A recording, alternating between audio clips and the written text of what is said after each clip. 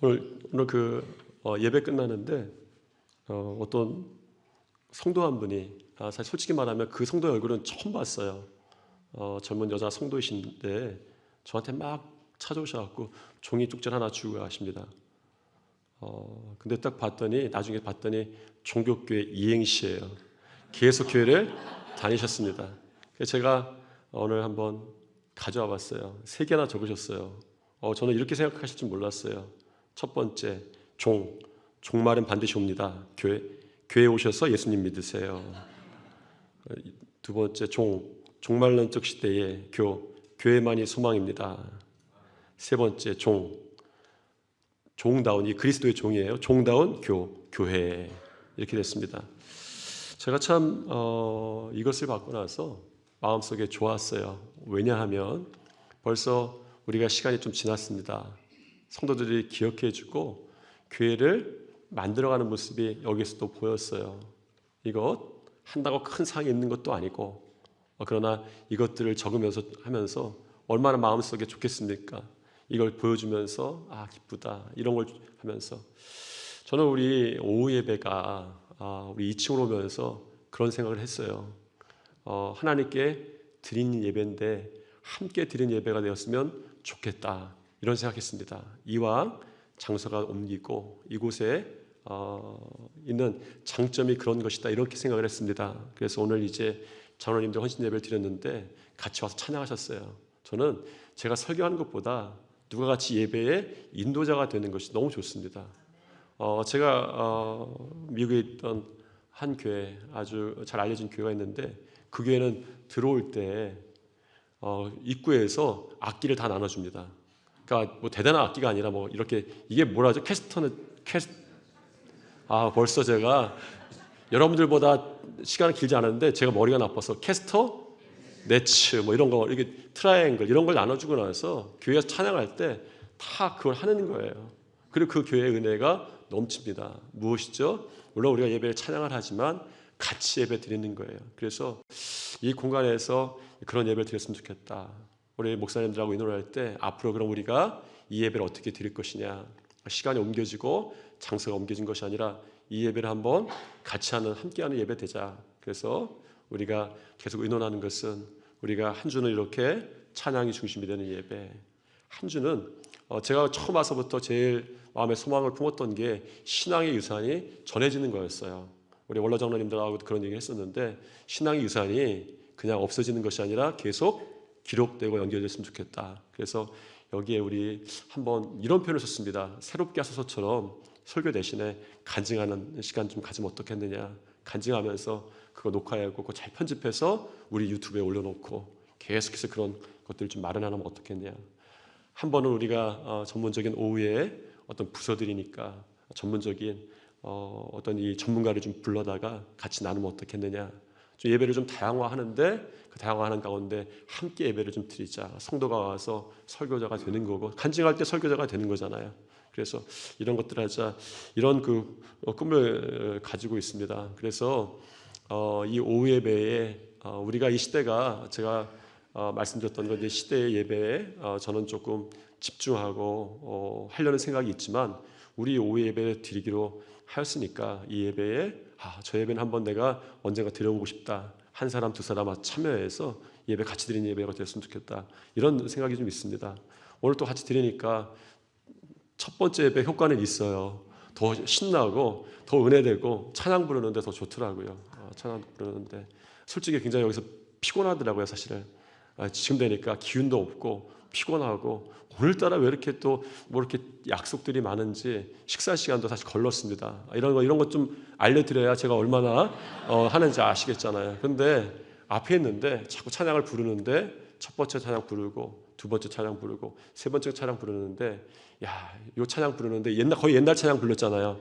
여기서 내게 강 같은 평화만 부르면 되는데 이랬는데 내게 강 같은 평화는 안 됐어요. 근데 하지만 할 때마다 은혜가 되는 거예요. 마지막에 우리 그 찬양 부를 때 그 찬양에 참 감동이 되더라고요. 여러분들이 예배에 한 분 한 분이 사역자가 되셔서 이 예배를 앞으로 좀 만들어갔으면 좋겠습니다. 새해가 되었어요. 어제 남성교회 가서도 말씀을 전했는데 새해가 되면 전하는 이야기들이 뻔합니다. 여기서 뭐 30년 40년 다녔으면 어떤 이야기 할지 다 알죠. 오늘 무슨 얘기합니까? 에베소서 이야기를 했죠. 너희는 유혹의 욕심을 따라 썩어져가는 구습을 따른 옛사람을 벗어버리고 오직 너희 심령이 새롭게 되어 하나님에 따라 의와 진리와 거룩함으로 지으심을 입은 새 사람을 입으라. 이런 말씀이 있죠. 그 새해는 분명히 전해지는 말씀입니다. 어때요? 제가 목사로서 기준이 되죠? 표준적과 같은 그런 말씀을 오늘 전합니다. 그 신앙생활을 이렇게 말씀을 묵상하면서 어떻게 할까? 옷 입듯이만 하자, 이런 생각이 좀 들었습니다. 우리가 예수님을 믿으면 하나님의 자녀가 되죠. 신분의 변화입니다. 간단하죠. 미국의 유명한 적극적 사고 훈련가 중에 지글러 박사라는 분이 있습니다. 이 지글러 박사라는 분이 어느 날 미국 뉴욕의 지하도를 막 내려가는데 계단에서 거지 하나 만난 거예요. 계단 한쪽에서 거지 한 명이 연필을 깎고 그것을 팔고 있었습니다. 일불이에요. 그런데 지글러 박사도 다른 사람들처럼 우리가 되게 어떻게 합니까? 돈만 주고 그냥 갈 때가 있잖아요. 껌을 파시면 그냥 껌 안 가져가고 돈만 주고 가고 1,000원 주고 가고 이럴 때가 많은데 이분도 그런 거예요. 그런데 길을 가다가 다시 돌아와서 거지에게 말했습니다. 아까 일불 낸 거 연필 달라고. 그렇게 하고 간 거예요. 거지가 하는 수 없이 연필을 준 거예요. 별로 이렇게 기분 좋지 않죠. 그런데 연필을 받으면서 이 지글러 박사가 이렇게 말을 했습니다. 당신 직업도 나와 같은 사업가요. 당신은 더 이상 거지가 아닙니다. 이렇게 이야기한 거예요. 지글러 박사의 이 말 한마디가 그 사람의 마음속에 큰 변화를 일으키게 됩니다. 그 거지도 나도 새롭게 시작할 수 있는 용기가 생긴 거예요. 그날 집으로 돌아가면서 중얼거립니다. 나는 거지가 아니라 사업가다. 나는 사업가다. 연필 파는 사업가다. 그 연필을 파는 사업가로 새롭게 변신을 합니다. 사도 바울이 평생 외쳤던 것이 있어요. 너희는 종이 아니라 하나님의 자녀다. 신분의 변화는 갑자기 이 사람의 거지에서 사업가로 변했던 것처럼 갑자기 이루어진 거예요. 서서히 우리가 서서히 종의 자녀였다가 하나님의 자녀가 된 것이 아니라 어느 날 갑자기 이렇게 돼버린 거예요. 로마서 8장 14절 15절입니다. 하나님의 영으로 인도함을 받은 사람은 누구나 다 하나님의 자녀입니다. 여러분은 또다시 두려움을 빠뜨리는 종살이의 영을 받을 것이 아니라 자녀로 삼으시는 영을 받았습니다. 그래서 우리는 그 영으로 하나님을 아빠, 아버지라고 부릅니다. 로마서의 말씀인 거예요. 그러니까 오늘 이 영이 이 자녀로 삼으신 영이 조금씩 10% 들어오고 20% 들어온 게 아니라 어느 날 우리가 예수님을 주로 고백할 때 그 영이 충만해진 거예요. 그래서 갑자기 나는 거지가 아니었구나. 나는 하나님의 자녀였구나. 그렇게 고백하게 된 거죠. 생각의 전환 정도가 아닙니다. 우리는 예수 그리스도를 믿음으로 정말 하나님의 자녀의 신분으로 변한 거예요. 옛날에는 신분을 결정한 요소가 혈통이었습니다. 왕의 집안에서 태어나면 왕이 되었고 양반의 집안에서 태어나면 양반이 되었습니다. 혈통이 그 사람의 신분을 결정하였죠. 근대 사회가 되었습니다. 중요시했던 것이 교육이었습니다. 왜 중요했을까요? 교육이 신분을 좌우한다. 이런 믿음이 우리 가운데 생겼기 때문이죠. 21년도에 국가인권위의 진정이 제기된 것이 있습니다. 문구 상품을 파는 것에 대한 진정이 됐어요. 문구들에 써놓은 문구들과 디자인 때문에 이것 좀 나라에서 좀 고쳐주십시오 라고 진정이 제기된 거예요. 그 문구들이 어떤 거냐면 이런 겁니다. 10분만 더 공부하면 남편의 직업이 바뀐다. 문구에다 그런 걸 써놨어요. 보면서 공부하는 거죠. 열공에서 성공하면 저 남자가 내 남자다. 저 남자가 누군지 모르겠지만 내 남자다. 그리고 이거는 좀 좋진 않은데 네 얼굴이면 공부 열심히 해야 돼. 이런 것도 있었어요. 이런 게 진정된 거예요. 이게 잘못됐습니다라고 국가인권위원회에 진정이 된 거예요. 이해는 됩니다. 그 말 듣고 우리가 웃는 이유 가운데 하나가 무엇이냐면 말은 심하지만 사실 동의하는 바가 있어요. 왜냐하면 유머나 광고는 사람들의 삶과 그 마음에 맞닿아 있습니다. 정말 아주 유머하고 광고, 저도 학교 다닐 때 가르칠 때 학생들에게 설교 가르칠 때 너들 유머와 광고는 꼭 봐라. 시대를 읽는 하나의 방법이다. 사람들의 마음을 읽는 하나의 방법이다. 맞닿아 있지 않으면 웃기지도 않고 맞닿아 있지 않으면 팔리지도 않는 거예요. 그런데 사람들 마음을 잘 건드리는 것이 이것이었습니다. 삶에서 신분의 변화가 교육을 통해서 바뀌는 것이 중요한 가치였어요. 우리도 그런 속담을 즐겼습니다. 개천에서 용난다. 교육을 통한 신분의 변화도 여기에 포함되어 있습니다. 그런데 진짜 개천에서 용난 신분의 변화가 우리에게 있음을 우리는 잊지 말아야 합니다. 믿으면 하나님의 자녀가 된다. 이런 거죠. 사실은 다른 신분의 변화가 필요하진 않습니다. 하나님의 자녀가 되는 신분의 변화만 사실은 굉장히 중요한 거예요. 하나님의 자녀입니다. 귀하죠. 이것이 너무 귀한 것입니다. 그런데 너무 무시당하죠. 하나님의 자녀가 되는 신분에 대해서 무시당할 때가 많습니다. 하나님의 자녀라고 하는 것은 너무나도 어마어마한 거죠. 죄 용서를 받습니다. 구원입니다. 상속의 권리를 받습니다. 천국, 복, 능력의 상속을 받게 되어 있어요. 권세를 받습니다. 요한복음 1장 12절에 영접하는 자, 곧 그 이름을 믿는 자들에게는 하나님의 자녀가 되는 권세를 주셨으니 라는 거예요. 하나님의 자녀들에게 권세를 주신 거예요. 하나님의 자녀에게는 권세가 있습니다. 그래서 하나님의 자녀가 어마어마한 거죠. 능력입니다. 우리의 능력이 아니라 하나님의 능력과 권세라고 말하는 거예요. 하나님의 자녀가 되면 언젠가 권세를 가진다? 아닙니다. 하나님의 자녀가 되는 권세를 주셨으니 이 주다라는 말은 영어로 give도 아니고 will give도 아닙니다. gave라는 말을 썼어요. 과거형입니다. 이미 주셨어요. 하나님의 자녀가 되면 하나님의 권세를 이미 주셨어요. 아, 자녀가 됐으니까 너 언젠가 한번 보고 나서 권세를 주겠다. 이 말씀은 아니었습니다. 우리가 그 권세를 가지고 있다는 거예요.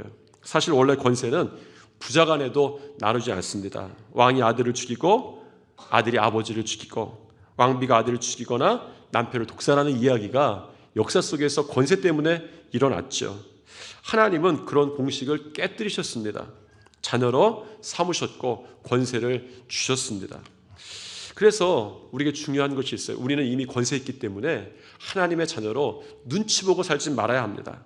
권세가 있을까 없을까, 사용할까 말까, 될까 안 될까 이런 것이 아닙니다. 하나님의 자녀가 되는 권세, 하나님의 자녀로서 이 권세 이미 받았습니다. 주셨기 때문입니다. 그래서 하나님의 자녀가 되는 것은 너무너무 좋은 일이에요. 다시 한번 점검할 것은 어떻게 자녀가 되는가라는 것이죠. 요한복음 1장 12절에 영접하는 자, 곧 그 이름을 믿는 자들에게는 하나님의 자녀가 되는 권세를 주셨다. 이렇게 말씀하십니다. 신분의 변화는 노력이 아니에요. 그냥 값없이 얻는 은혜입니다. 그냥 얻는 거예요. 그냥 신발만 교회 가지고 다녔는데 구원받은 분도 계셔요. 한 여집사님이 어느 날 자기 목사님을 찾아가서 목사님, 제가 하나님을 웃겼더니 기도의 응답을 받았습니다. 하나님께서 제 기도에 응답해 주셨습니다. 라는 거예요. 내막은 이렇습니다. 오랫동안 남편을 위해 금식하고 통곡하고 기도를 했어요. 소용이 없었습니다. 오랫동안 남편이 교회에 올 생각도 전혀 하지 않고 요지부동이었죠. 그러다 어느 날 새벽 예배 때 남편 구두를 교회에 가지고 나와서 강대상 앞에 놓고 그런 기도를 한 거예요. 하나님, 구두가 먼저 나왔사오니 이 구두 주인도 따라 나오게 하옵소서. 그러니까 생각해 보니까 너무 우습더라는 거예요. 하나님도 이거 보시고 너무 재밌어 할 것이라는 생각이 들었대요. 그래서 너무 우스워서 기도하다 말고 자기가 깔깔깔깔 웃었대요. 그리고 다른 기도 하나는 못하고 하나님 막 깔깔대면서 웃다가 돌아갔다는 거죠. 그런데 그 다음 주일날 남편이 갑자기 자기를 따라서 교회에 나오게 되었다는 것입니다. 그리고 교회에 계속 나왔다는 거예요. 그리고 목사님한테 나와서 하나님, 한 번 웃겼더니 제 소원이 이루어졌습니다. 고백하는 거예요. 여러분, 우리가 진짜로 하나님을 웃기기만 해도 소원이 이루어질까? 그리스도의 유머라는 유명한 책이 있습니다. 기독교 철학자인 엘튼 트루블러드라고 하는 분이 쓴 책이에요. 그리스도인의 유머라는 책입니다. 거기에 이렇게 써 있어요. 그분의 통찰이겠죠. 하나님은 매우 유머가 풍부한 분이다. 만일 우리가 하나님께서 얼마나 유머 넘치는 분인지 알 수 있다면 하나님의 백성들이 그분께 다가가는 방법은 훨씬 더 부드러워지고 훨씬 더 친밀해질 것이다 라는 거예요. 하나님은 그런 유머가 있으시다. 사실은 이 말씀 속에서 그의 기도가 이루어진 것은 그의 노력 때문이 아닙니다. 하나님의 웃음 때문에, 하나님의 결정 때문이었죠. 이것이 하나님의 유머예요. 사실은 믿기만 하면 구원받는다. 이건 세상에 보면 너무 어처구니 없습니다. 그런데 하나님의 유머예요. 하나님의 웃음입니다. 믿기만 하면 구원받는다. 세상에 이런 조건은 없습니다. 믿기만 하면 권세를 받는다. 믿기만 하면 자녀가 된다. 이런 것이죠. 이보다 세상 사람들 웃길 일이 어디 있겠습니까? 이것이 은혜입니다. 그런데 한 가지 기억할 것이 있습니다. 신분이 변화되었지만 아직 수준의 변화를 이룬 건 아닌 거예요. 신분은 변화됐습니다. 하나님의 자녀가 되었습니다. 그런데 하나님의 자녀의 수준으로 변화는 좀 다른 이야기입니다. 여러분, 미국 시민권을 받으려면 공부를 해서 시험을 봐야 합니다. 미국 정부, 미국 역사에 대해서 공부해야 돼요. 100가지 문제 중에서 10문제를 뽑아서 구두로 문제를 내고 구두로 답하게 되어 있습니다. 지금은 사실 어떻게 되는지 모르겠습니다. 10개 문제를 내면 6문제를 대답을 다 해야 돼요. 시민이 되기 위해서 공부를 합니다. 합격을 합니다. 시민이 됩니다. 그래도 아직 그가 시민으로 살려면 배워야 될 게 너무나도 많은 거예요. 고작 100문제 중에서 6문제 맞힌 겁니다. 하나님의 자녀가 되는 것, 하물며 공부하고 된 것도 아닙니다. 시험 봐서 통과한 것도 아닙니다. 어느 날 갑자기 차도한 것이죠. 그런데 자꾸 하나님의 자녀인지 아닌지 헷갈릴 때가, 혼동될 때가 있습니다. 왜 그렇습니까? 아직 수준이 안 된 거예요. 하나님의 자녀가 되었는데 하나님의 자녀의 수준이 안 되니까 내가 하나님의 자녀인가 아닌가 모르는 것이죠. 하나님의 자녀가 되었다고 자녀의 수준이 되는 것은 아니고 수준의 변화는 없습니다. 신분은 믿음으로 변합니다. 사도 바울은 이 수준의 변화를 오늘 읽었던 에베소 말씀을 통해서 옷 입듯 하라 이렇게 전하고 있는 것 같습니다. 그것이 오늘 말씀이죠. 너희는 유혹의 욕심을 따라 썩어져가는 구습을 따르는 옛사람을 벗어버리고 오직 너희의 심령이 새롭게 되어 하나님을 따라 의와 진리의 거룩함으로 지으심을 받은 새 사람을 입으라. 사도 바울의 이런 이야기가 로마서에 되어 있고 너무나도 많습니다. 그런데 대부분 다 새 사람을 입으라 라고 말하는 이 새로움에 대해서 이야기할 때 대부분의 비유를 다 옷에 비유합니다. 입으라 벗으라, 입으라 벗으라 이렇게 이야기하는 거예요. 제가 이 말씀을 처음 묵상하면서 야, 옷 입듯이 하자라고 했지만 사실은 그 말씀이 다 완전히 묵상되지는 않았던 거예요. 아, 이게 옷 입듯이 하는 건데 어떤 말인가 마음속에 많이 묵상이 되었습니다. 그런데 묵상하다 보니까 너무 감사한 거예요. 신분의 변화가 있었는데 수준의 변화를 하나님께 사도 바울은 옷 입는 것으로 비유하면서 우리에게 주신 것이 얼마나 좋은지 모르겠습니다. 여러분, 그 옷 입듯이 변화라, 이스라엘 옷의 특징을 한번 찾아봤어요. 이스라엘 옷의 특징은 옷을 입고 벗는 것이 사실 입는 것이 쉽습니다. 속옷이 없고 겉옷이 퐁퐁해서 입는 거예요. 그리고 그 옷이 사람 몸을 다 가릴 때가 참 많습니다. 이스라엘의 신분이나 역할이 옷에 따라 바꿔졌어요. 아마 사도 바울에는 그런 개념이 있어요. 그런데 여러분, 이 말씀 보면서 제가 왜 은혜가 됐냐면 착각하지 말아야 합니다. 우리가 아직 죄인 되었을 때 그리스도께서 우리의 그리스도의 옷을 입히셨어요. 사도 바울이 옷 입는 것 중에 최고의 복은 뭐냐면 너희가 그리스도의 옷을 입으라 라고 말씀하시는데 그리스도의 옷을 입을 때 우리가 그리스도의 수준이 아니었습니다. 그런데 그리스도의 옷을 입으니까 하나님께서 그렇게 인정해 주신 거예요. 오늘 사도 바울도 새 사람을 입으라 라고 하는데 우리는 새 사람을 입기에 너무나도 부족해요. 그런데 주님의 능력의 옷, 허락하신 옷을 입으면 그렇게 되는 거예요. 오늘 사도 바울이 그렇게 이야기합니다. 그리스도의 옷, 죄를 품었지만 그리스도의 옷만 입으면 하나님의 자녀로 수준으로 인정해 주셨어요. 서양 격언 중에서 새 옷을 입으려면 헌옷을 벗어라 라는 말이 있습니다. 평범한 진리 것 같지만 헌옷을 벗어버리고 새 옷을 입는 것은 쉬운 일이 아닙니다. 입던 옷 냄새가 아주 나쁘진 않다라고 여기면 어제 입은 옷 냄새 맡고 나서 이 정도면 괜찮아 계속 입고 있는 사람도 있어요. 저 같은 사람입니다. 저 지금은 많이 변했습니다. 근데 저는 사실은 저희 아버님이나 어머님이 저를 그렇게 막 가난하게 키우셨다든가 못살게 키우시지 않았는데 어려서부터 아껴 쓰는 것이 좀 그 습관이 되다 보니까 안 갈아입는 것도 아낀다고 생각했어요. 양말도 다음 날에 바꿔 신고 그렇게 신고 그랬었어요. 그런데 지금은 아내를 잘 만나서 옷을 잘 갈아입습니다. 그런데 그런 거예요. 내가 어떤 사람이든 다음 날에 옷을 새로 입으면 새 사람의 수준으로 살아가는 거죠. 오늘 사도 바울은 아마 이 시작이, 물론 우리가 보아야 될 것은 우리의 전인적인 변화와 수준에 높아지는 것이겠지만, 사실은 사도 바울이 옷 입듯이 하라라는 여러 가지 비유 속에서 이스라엘 옷을 보면 사실 그런 마음이 있었다고 생각합니다. 우선은 우리가 그리스도인이다. 그리스도는 나는 부족하지만 그리스도인의 옷이 어떤 건가 한번 하나씩 입어보는 거예요. 어떨 때는 그것이 메리아스 같은 것일 수 있고, 어떤 것은 외투 같은 것일 수 있고, 있다 보면 하나님께서 너 내 아들의 수준 인정해 줄게 하신 것 같아요. 이제 이 2024년 시작했습니다. 우리 장로님들과 성도님들 같이 예배를 드립니다. 중요한 것은 주님이 요청하셨다는 것이죠. 여러분이 자녀의 삶을 사니 이제 자녀의 옷을 좀 입읍시다.